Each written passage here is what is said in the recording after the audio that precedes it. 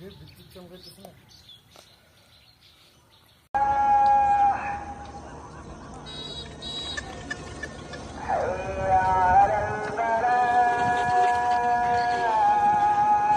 गिला गिला दिल गिला गिला मिला मिला मिला कोई मिला मिला गिला गिला गिला दिल गिला गिला मिला मिला मिला कोई मिला मिला गिला गिला गिला दिल गिला गिला मिला मिला मिला कोई मिला मिला गिला गिला गिला दिल गिला गिला শেষ।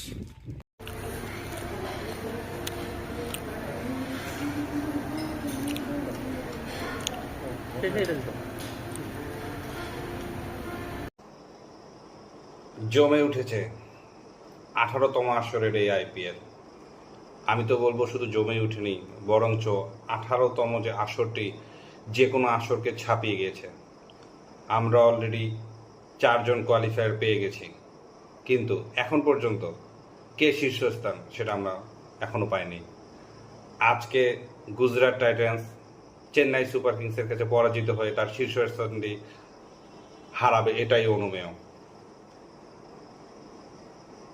2-এ থাকা পাঞ্জাবের প্রতিপক্ষ মুম্বাই। পাঞ্জাবের পয়েন্ট 17, মুম্বাইয়ের পয়েন্ট 16। যদি মুম্বাই ইন্ডিয়ান্স জিতে যায় সেক্ষেত্রে নেট রান রেটে 1 এবং 2-এর যে কোনো একটি জায়গা সে দখল করবে, এটা অনুমিত। পাঞ্জাব হেরে গেলে সেক্ষেত্রে পাঞ্জাব তৃতীয় অথবা চতুর্থ থেকে লিগ পর্ব শেষ করবে। বাকি থাকলো রয়্যাল চ্যালেঞ্জার্স ব্যাঙ্গালোর, যার প্রতিপক্ষ লখনৌ সুপার জায়ান্ট। 17 পয়েন্ট নিয়ে এই মুহূর্তে রয়্যাল চ্যালেঞ্জার্স ব্যাঙ্গালোর রয়েছে তৃতীয় অবস্থানে।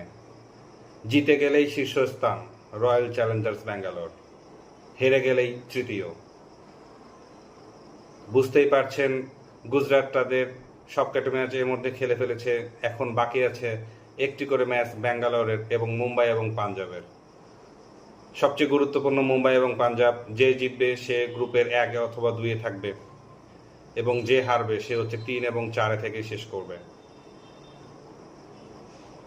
কি ভাবছেন, এইরকম জমজমাট আসর আর কি এসেছিল? আমি অন্তত এ পর্যন্ত পাইনি। চোখ রাখুন, দেখতে থাকুন।